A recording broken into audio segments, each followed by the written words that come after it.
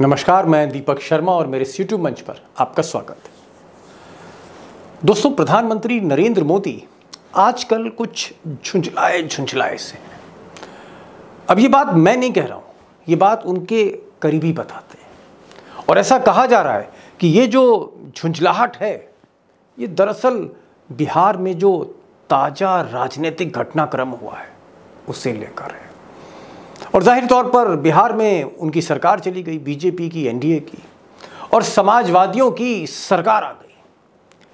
अब कहने वाले ये भी कहते हैं कि मोदी को जितनी भी परेशानी है वो बिहार से नहीं है,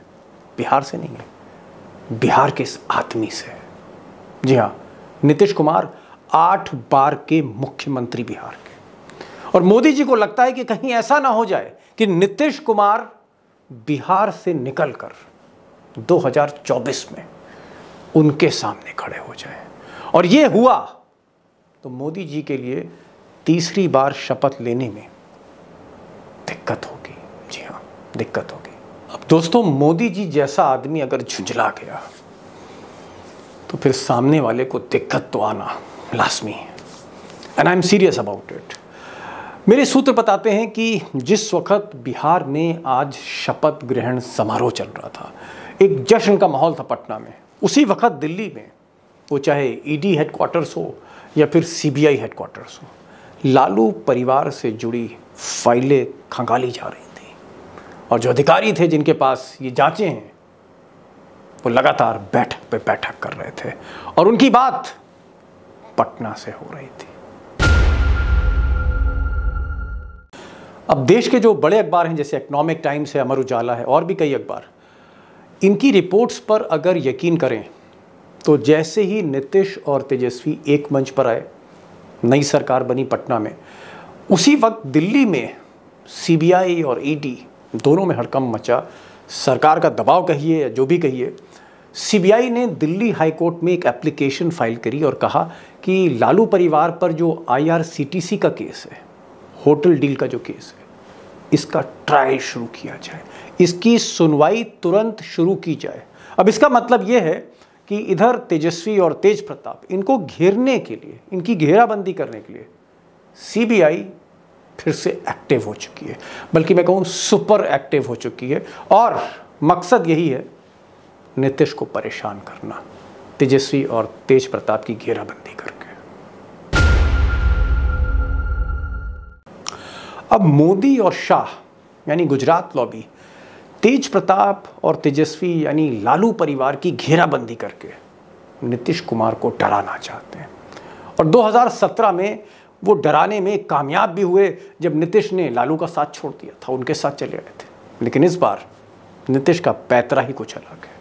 दरअसल नीतीश हर बॉल पर, मोदी और शाह की हर बॉल पर आगे बढ़कर छक्का मार रहे हैं, और एक बड़ा छक्का वो लगाने जा रहे हैं, जिसका खुलासा मैं करूंगा। और मैं आज आपको अपने स्टार रिपोर्टर जो हमारे बिहार के हैं, बिहार की ग्राउंड जीरो से अपडेट भी सुनाऊंगा कि वहां अपडेट क्या है, वहां पर इस वक्त क्या चल रहा है।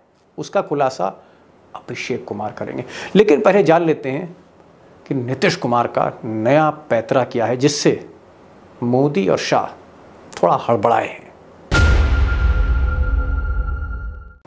अब दोस्तों, ये जो लड़ाई है दिल्ली और पटना की, ये लड़ाई कोई मोदी बनाम ममता नहीं है बंगाल को लेकर। दरअसल नीतीश से जो लड़ाई है, नीतीश के साथ जो ये युद्ध शुरू हुआ है रणभूमि पर, पाटलिपुत्र के, मोदी और नीतीश कुमार के बीच, ये जो रण है वो 2024 का है। जी हाँ, देश के सबसे बड़े फाइनल का है, जहाँ पर ये तय होगा कि क्या मोदी तीसरी बार शपथ लेंगे और क्या नीतीश बीच में रोड़ा बन जाएंगे।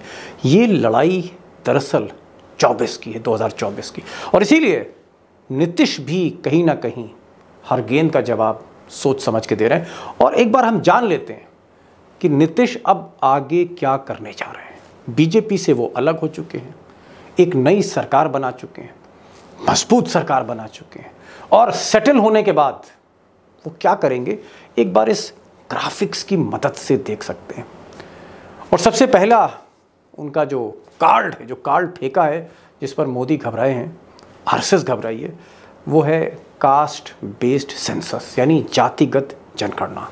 और ये जो जनगणना शुरू होगी तो जाहिर तौर पे जो ओबीसी हैं, बैकवर्ड्स हैं, जिनकी राजनीति बड़ी वोलाटाइल है, खासकर हिंदी पट्टी में, बिहार, झारखंड, उत्तर प्रदेश आप कह लीजिए, यहाँ पर और मध्य प्रदेश के कुछ हिस्से में जातिगत जनगणना पर तेजी लाने जा रहे हैं।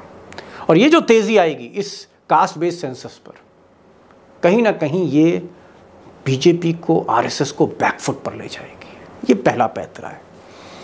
दूसरा पैतरा है मिड टर्म इलेक्शन। अब आप चौंक गए होंगे कि एकदम से मिड टर्म किया, सरकार तो सब कुछ सही चल रही है। ये जो मिड टर्म इलेक्शन है, दरअसल ये भी जेडीयू और आरजेडी के क्वार्टर्स में बात हो रही है। मैं ये नहीं कह रहा कि मेरे पास पुख्ता सबूत हैं कि नीतीश कुमार मिड टर्म पोल में जाएंगे, नहीं।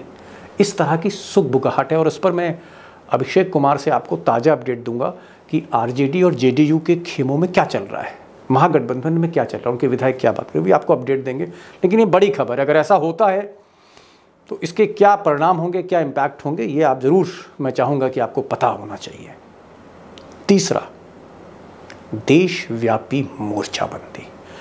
और ये जो देशव्यापी मोर्चाबंदी है, इसका मतलब है कि नीतीश बिहार से बाहर निकलेंगे, उत्तर प्रदेश कूच करेंगे, मध्य प्रदेश जाएंगे, हिंदी हार्टलैंड में जाएंगे, बड़ी सभाएं करेंगे और एक तरह का आप कह सकते हैं कि 2024 का अभियान का वो शंखनाद करेंगे। इसको लेकर भी थोड़ा सा बेचैनी है बीजेपी खेमे में कि कौन से मुद्दे नीतीश कुमार उठाते हैं और जनता का क्या रिस्पांस मिलता है। इसकी भी तैयारी हो रही है, अभी नहीं, आने वाले समय में। और एक और हो सकता है, अप्रत्याशित लगे आपको ये बात, यूपीए के अध्यक्ष हो सकते हैं अगर सोनिया गांधी स्टेप डाउन करती हैं। और वैसे भी यूपीए में वो आ गए क्योंकि कांग्रेस के विधायकों ने आज उनके मंत्रिमंडल में शपथ ली। तो कांग्रेस की सरकार है बिहार में, आरजेडी की सरकार है, जेडीयू की सरकार, यानी सोनिया गांधी उनके साथ हैं। तो यूपीए में तो वो आ ही गए हैं। हो सकता है सोनिया स्टेप डाउन करें और उनकी जगह नीतीश कुमार ले लें। राहुल गांधी भी कमोवेश यही चाहते हैं और ये भी एक बहुत बड़ा ट्रम्प कार्ड होगा जिसको लेकर मोदी थोड़ा सा परेशान है, क्योंकि यूपीए के चेयरमैन बनते ही लड़ाई पैन इंडियन हो जाएगी। यानी नीतीश का कद बिहार से बाहर आके पूरे हिंदुस्तान के फलक पर रहेगा। वो जो मोदी ने किया 2013 में, जब उन्हें बीजेपी ने प्रधानमंत्री का उम्मीदवार बनाया, तो एकदम से गुजरात से निकलकर वो एक पैन इंडियन लीडर हो गए थे। इसी तरह के pan Indian leader Nitish Kumar हो सकते हैं। और जितना पैन इंडियन उनका जो है विस्तार होगा नीतीश कुमार का, उतनी ही मुसीबत मोदी जी के लिए होगी। अब आप चाह रहे होंगे कि आज आपको बिहार का भी एक इनपुट मिले और वहाँ क्या चल रहा है। शपथ ग्रहण जो आपको सारी मीडिया ने दिखाया, उसके पीछे क्या वहाँ पर खेल हो रहा है और आगे की राजनीति क्या होगी, ग्राउंड ज़ीरो से मैं चाहता हूँ आप अपडेट सुने अभिषेक कुमार से। और ये थोड़ा सा आपको कहीं ना कहीं एक ताज़ा जानकारी, एक्सक्लूसिव जानकारी आपको मिलेगी जो गोदी मीडिया नहीं बताती है।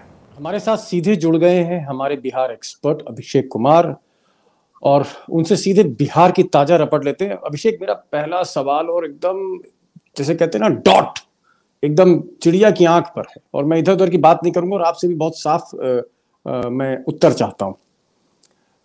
इस तरह की चर्चा है पाटलिपुत्र में, इस तरह की 2-3 दिन से चर्चा है कि अगर अमित शाह ने या नरेंद्र मोदी ने ज्यादा परेशान किया नीतीश कुमार को, यानी ईडी से तेज प्रताप और तेजस्वी को घेरने की कोशिश करी या सीबीआई को छोड़ दिया, सीबीआई का तोते को छोड़ दिया, तो ये कहा जा रहा है कि अगर ज्यादा परेशान नीतीश कुमार हुए अपने भतीजों को लेकर तो हो सकता है वो मिड टर्म पोल के लिए चले जाएं, यानी वो जो विधानसभा है उसको भंग करें और दोबारा इलेक्शन करें। और हो सकता है ये इलेक्शन गुजरात के साथ और हिमाचल प्रदेश के साथ हो जाए। तो ये जो चुनाव वाला खेल है, इसमें कितनी सच्चाई है, क्या हकीकत है कि भाई क्यों वो चाहते हैं, और अगर इस तरह की बात है तो कौन लोग बात कर रहे हैं, ये मैं जानना चाह रहा था। जी दीपक शर्मा जी, यदि आप आएंगे उस पर जनता दल यूनाइटेड की वेबसाइट पर, तो आपको जेडीयू के आइकन पर, आइडियोलॉजिकल आइकन की जो लिस्ट है उसमें एक फोटो दिखाई देगी। वो फोटो रामकृष्ण हेगड़े की है, जो 84 में एक भी लोकसभा सीट नहीं मिली थी और जब असेंबली में ट्रोलिंग हुई उनकी, उन्होंने कहा कि ठीक है 2 साल पुरानी विधानसभा को हम भंग करते हैं और फ्रेश मैंडेट लेते हैं, जनता बता देगी। और पहले से ज्यादा मैंडेट के साथ जनता ने वहां पर जनता पार्टी को, हेगड़े को दे दिया था। आज बिहार में जो परिस्थिति है, उस परिस्थिति में नीतीश कुमार के दोनों हाथों में लड्डू है। यदि ये सरकार चल रही है, पीसफुली चल रही है, न अलायंस पार्टनर से कोई दबाव है और न ही सीबीआई ईडी की तरफ से अलायंस पार्टनर पर कोई दबाव है, तो उन परिस्थितियों में नीतीश कुमार के पास इस सरकार को आसानी से चलाना बेहद आसान है। लेकिन यदि सीबीआई ईडी जैसे तोतों को छोड़ा जाता है, तो उन परिस्थिति में नीतीश कुमार को दोहरा फायदा है।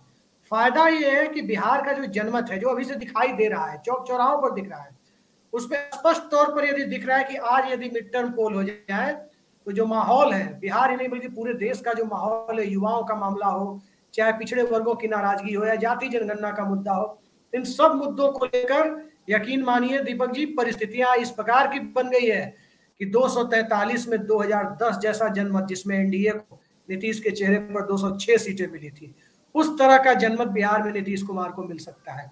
खुद उनकी अपनी पार्टी 85-90 तक जा सकती है।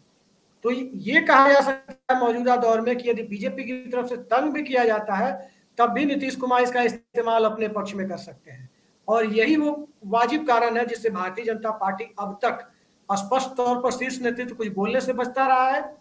और आज वैसे एक मीटिंग हो रही है, उस मीटिंग के बाद किस तरह की भाषा सामने आती है, उससे हम लोग बहुत कुछ डिकोड कर पाएंगे। तो देखते हैं। अभिषेक, मेरा अब जो सवाल है वो ये है कि क्या नीतीश कुमार जिनकी नजर 2024 में है, प्रधानमंत्री के उम्मीदवार के तौर पे मोदी को चैलेंज करने के लिए वो अभियान अपना कब शुरू करेंगे? 2-3 महीने बाद, 6 महीने बाद? कब ये शुरू होगा? इसका मुहूर्त कब निकलेगा और कब हम देखेंगे कि नीतीश कुमार अब सीधे चैलेंज करने जा रहे हैं? क्योंकि समय अब 1.5-2 साल से ज्यादा नहीं है, बल्कि 1.5 साल से कम का समय रह गया है। देखिए दीपक जी, नीतीश कुमार और नरेंद्र मोदी में एक फर्क है। नरेंद्र मोदी के लिए उनके पास इतना बड़ा ऑर्गेनाइजेशन था, उनकी खुद की पार्टी का या आरएसएस का, जिसने एक प्लेटफॉर्म तैयार कर रखा था। नीतीश कुमार का ज्यादा समय जाया होगा विपक्षी दलों के कोऑर्डिनेशन में, ममता बनर्जी को, अरविंद केजरीवाल को, इन सबको लेकर के, नवीन पटनायक को आप कह सकते हैं, पवार को कह सकते हैं, उद्धव ठाकरे और कांग्रेस पार्टी को कह सकते हैं। दक्षिण की पार्टियों में बहुत ज्यादा मेहनत करने की जरूरत नहीं है, क्योंकि केसीआर जैसे लोग लगे हुए थे पहले से ही कि नीतीश कुमार इस फोल्ड में आ जाए। नीतीश कुमार कब से अभियान शुरू करेंगे, इसके लिए सबसे पहले ये जानना जरूरी है कि इस देश के बाकी विपक्षी दल 2024 वाले मोड में कब से आते हैं और बिहार में उनके सहयोगी दल आरजेडी और दूसरे दल नीतीश कुमार को बिहार के मामले में कितनी निश्चिंतता की स्थिति उनके सामने रखते हैं। ये एक बड़ा सवाल होगा। और तीसरी चीज, इसमें एक और चीज मैं ऐड कर देता हूं कि सीबीआई ईडी का जो तोता है, पिजड़ा बंद तोता, वो उसके दबाव में कितना कम से कम नीतीश कुमार की सहयोगी पार्टियां आती है। जी जी, एक चीज और, इस वक्त आपकी जो जेडीयू के विधायकों से बात हो रही है, आरजेडी से बात हो रही है, बीजेपी से बात हो रही है, या फिर जो छोटे छोटे दल हैं उनसे जो आपकी बात हो रही है, आपके सोर्सेज वगैरह से, वो लोग क्या कह रहे हैं कि बिहार अब किस तरफ बढ़ रहा है? बिहार क्या देश की राजनीति की धारा बदलने के लिए अब धीरे धीरे तैयार हो गया? और इसका मतलब मेरा जनता से है कि क्या जनता का मूड, क्या जनता का पल्स क्या है वहां पर बिहार में?